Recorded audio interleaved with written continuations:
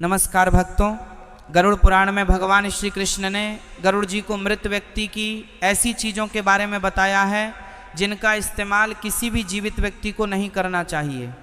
भगवान श्री कृष्ण कहते हैं कि प्रकृति का यह नियम है कि जिसका भी जन्म हुआ है उसकी मृत्यु भी निश्चित ही है। मृत्यु ऐसा सत्य है जिसे कोई भी जानकारी नहीं सकता है। मृत्यु निकट आने पर मनुष्य को अपने शरीर का त्याग अवश्य ही करना पड़ता है और शरीर के साथ वह व्यक्ति सभी भौतिक वस्तुओं का भी त्याग कर देता है, अर्थात मनुष्य मृत्यु के पक्ष इस मृत्यु लोक की कोई भी वस्तु अपने साथ लेकर नहीं जा सकता। उसके साथ केवल उसके पाप और पुण्य ही जाते हैं।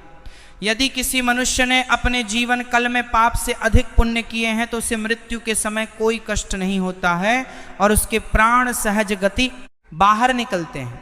लेकिन जिस व्यक्ति ने जीवन भर पाप किए हो उसकी मृत्यु बहुत दर्दनाक होती है। उसे मृत्यु के समय बहुत पीड़ा सहन करनी पड़ती है। यमराज के दूध उसे पर बिल्कुल भी दया नहीं दिखाते हैं और उसे अपने पास में बांधकर खींचते हुए यमलोक ले जाते हैं। यमलोक जाने के मार्ग पर उसे पापी व्यक्ति को बहुत दुख होता है। वह महाकाल करता हुआ नरक के मार्ग पर चलता है, लेकिन यह के दूधों को उसे पर दया नहीं आती है और वे उसे और पीड़ा देते हैं। श्री कृष्ण कहते हैं कि आत्मा का इस संसार में कुछ भी अपना नहीं है। आत्मा अमर है, उसका कभी अंत नहीं होता है। वह अपने कर्मों के अनुसार बार बार जन्म लेती है। मनुष्य का शरीर भी उसका अपना नहीं है, वह भी उसे कुछ ही समय के लिए ईश्वर द्वारा प्राप्त हुआ में विलीन हो जाएगा। किंतु फिर भी मनुष्य इस जन्म लेकर कई भौतिक सुखों के मोह में पद जाता है। मृत्यु के बाद भी उसका उन वस्तुओं के प्रति मोह नहीं छूटता है। श्री कृष्ण कहते हैं कि जब तक मनुष्य सांसारिक वस्तुओं का मोह त्याग करके संपूर्ण रूप से ईश्वर को अपना नहीं लेता, तब तक वह अलग अलग योनियों में जन्म लेकर पृथ्वी लोक पर ही भट्ट रहता है। कभी कभी यह मोह इतना अधिक होता है कि वह मृत्यु के बाद भी इसी पृथ्वी लोक पर भ्रमण करता है, अर्थात वह प्रेत योनि धारण करता है। श्री कृष्ण कहते हैं कि यदि किसी मनुष्य की अकाल मृत्यु हो जाती है तो वह भी प्रेत योनि में चला जाता है और प्रेत योनि में वह अपने ही परिवार के लोगों को दुख देने लगता है। कई बार हम अपने मृत परिजनों की वस्तुओं को उनकी याद में अपने पास रख लेते हैं या उनकी वस्तुओं का उपयोग भी करने लग जाते हैं। लेकिन गरुड़ पुराण के अनुसार हमें मृत व्यक्ति की कुछ वस्तुओं का उपयोग कुछ नहीं करना चाहिए, क्योंकि इन वस्तुओं के साथ उसे मृत व्यक्ति की ऊर्जा जुड़ी हुई होती है। उसे मृत व्यक्ति का उन वस्तुओं के प्रति मोह बहुत अधिक होने के कारण वह मृत्यु के बाद भी उन वस्तुओं से जुड़ा रहता है और यदि कोई इन वस्तुओं का प्रयोग करता है तो उसे कई परेशानियों का सामना करना पड़ता है। वह मृत आत्मा उसे कई प्रकार से कष्ट देने लगती है। इसीलिए किसी भी मनुष्य को मारे हुए वर्मा करता है, उनको कला बनाए है, उनके जाबाम के खत्म के बाद भी वस्तुओं के सामना करना पड़ता है, वो कष्ट देने लगती है। उनको कला बनाए है और मनुष्य के प्रकार के सामना करना पड़ता है। व्यक्ति की चीजों का इस्तेमाल कभी नहीं करना चाहिए। चाहे तो आप उन वस्तुओं को संभाल कर अपने घर में रख सकते हैं अथवा उन चीज़ों को नदी के जल में प्रवाहित कर सकते हैं, लेकिन भूल से भी उसकी वस्तुओं का इस्तेमाल नहीं करना चाहिए। उसे मृत आत्मा की शांति के लिए आप उसे व्यक्ति की प्रिय वस्तुओं का दान करते हैं तो यह बहुत ही शुभ होता है। गरुड़ पुराण में मृत व्यक्ति की ऐसी 3 चीज बताई गई है जिनका कभी भी इस्तेमाल नहीं करना चाहिए, अन्यथा मृत व्यक्ति की आत्मा पृथ्वी लोक पर ही भटकती रहेगी और उसे कभी मोक्ष की प्राप्ति नहीं होगी अथवा उसे दूसरा शरीर भी कभी प्राप्त नहीं होगा। ऐसी आत्मा आपको भी अनेक प्रकार के कष्ट देती है। श्री कृष्ण कहते हैं जब किसी की मृत्यु के बाद उसे व्यक्ति को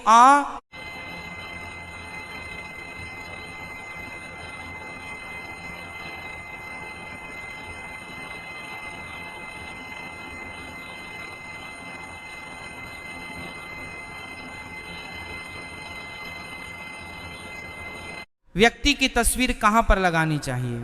शास्त्रों के अनुसार प्रत्येक मनुष्य को अपने घर में पूर्वजों की तस्वीरें अथवा चित्र अवश्य लगानी चाहिए। इसे बहुत ही शुभ माना गया है। अपने मृत परिजन का चित्र बनाते समय इस बात का ध्यान रखें कि उनका चित्र अथवा तस्वीर दुखी अथवा क्रोधी अवस्था में ना हो के पूर्वज चित्रा में प्रसन्न दिखाई देने चाहिए। जब भी हम उनके चित्रा के दर्शन करें तो हमारे मन में उनके प्रति श्रद्धा तथा प्रेम का भाव प्रकट हो। यदि पूर्वजों का चित्रा क्रोधी अवस्था में हो तो यह को क्रोधी अवस्था में ना होकर प्रसन्न दिखाई देने चाहिए। मन में भाई की स्थिति निर्माण करता है, छोटे बालक उनसे प्रेम करने के बजाय द्वेष करने लगेंगे। इसीलिए पूर्वजों का चित्र अथवा तस्वीर बनाते समय इस बात का खास ध्यान रखें। ध्यान रहे आपके पूर्वज अब इस संसार में नहीं है, वे ना ही भगवान है और ना ही मनुष्य है। आपको उनका सम्मान करना चाहिए, किंतु उनके सामने अपना दुख और क्रोध जैसी भावनाओं को प्रकट ना करें, अन्यथा आपके पितृदेव दुखी हो जाएंगे। पितृपक्ष के दिनों के अलावा अन्य दिनों में उनका आवाहन अथवा उनकी पूजा नहीं करनी चाहिए। पितृपक्ष के दिनों के अलावा अन्य दिनों में जो आत्माएं घर में प्रवेश करती हैं, विपरीत आत्माएं होती हैं, इससे घर में भयंकर दुख का वातावरण निर्माण होता है। वस्तु शास्त्र के अनुसार पितरों की अथवा पूर्वजों की तस्वीरें को भूल से भी पूजा घर में नहीं रखना चाहिए। इससे भगवान का अपमान होता है। इससे आपके सभी पितृगण अत्यंत दुखी और क्रोधित हो जाते हैं। यदि आपके किसी परिजन की अकाल मृत्यु हुई है तो वे प्रेत योनि में चले जाते हैं और पृथ्वीला ओक पर ही भटकते हैं। जब तक उनकी आत्मा की शांति के लिए नारायण वाली की पूजा नहीं की जाती, तब तक वे प्रेत आत्मा बनकर अपने ही परिवार के लोगों को परेशान करते हैं। ऐसे में आपको उनकी तस्वीरें घर में नहीं लगानी चाहिए और पितृपक्ष में उनका श्राद्ध भी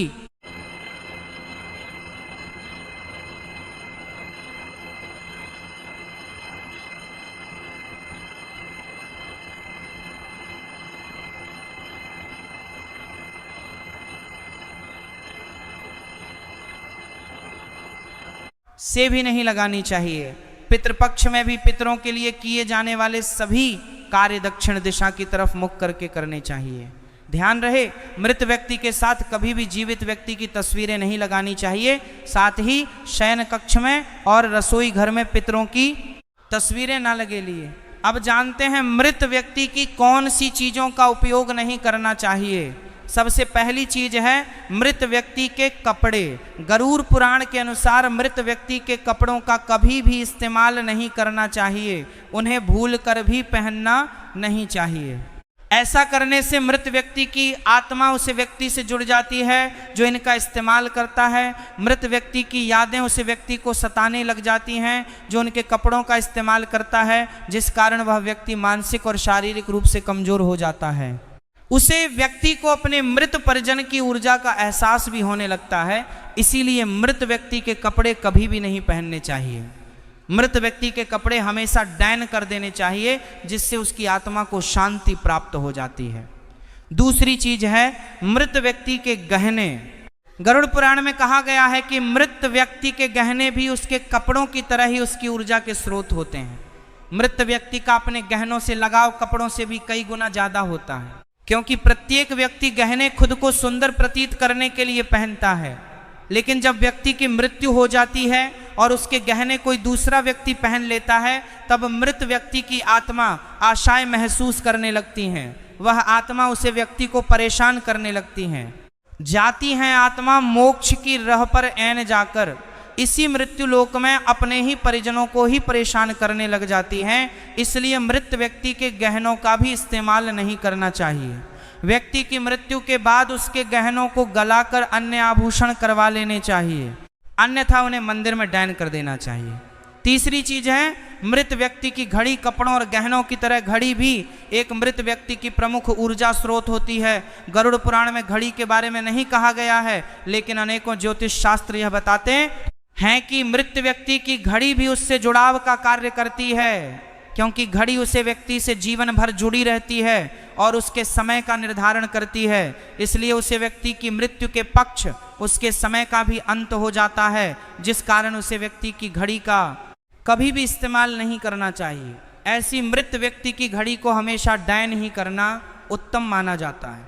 तो दोस्तों, उम्मीद है आपको ये जानकारी अच्छी लगी होगी। वीडियो को लाइक जरूर करें, कमेंट में जय पितृदेव और जय श्री कृष्ण अवश्य लिखें। साथ ही चैनल को सब्सक्राइब जरूर करें। आप सभी का धन्यवाद।